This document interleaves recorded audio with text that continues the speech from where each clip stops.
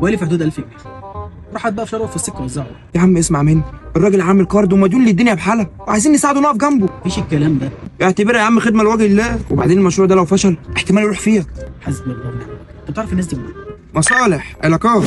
اسم كاسة الشاب بتاعكم ده ايه؟ ما هو بصراحه محتاجين لي ده كمان اسم. الراجل لو مات مش مسؤول، ذنبه في رقبته. هو ونصيبه بقى. الراجل لو قلنا فشار بكار. حلو، خش بقى على فكره الاعلان. بص يا سيدي، هتاخد 5 من اصحابك ومعارفك، تمام. ويا ريت يبقى اعمارهم متفاوته شويه. تمام. تاخد عربيتك الجميله، والساعه 9 الصبح تاخد اول واحد وتلف بيه على محلات المدينه كلها، محل محل وكشك كشك. يخش يعمل ايه بقى؟ اهدى شويه. اي محل هيدخله يقول له عايز 2 فشار بكار، يطلب معاه اي حاجه، علبه جبنه، علبه تونه، كيس شعريه، حاجه من الحاجات دي. طب ما هو هيطلب فشار بكار ازاي وهو لسه ما نزلش السوق؟ ممكن تحط لسانك جوه بقك وتسكت شويه. اهو.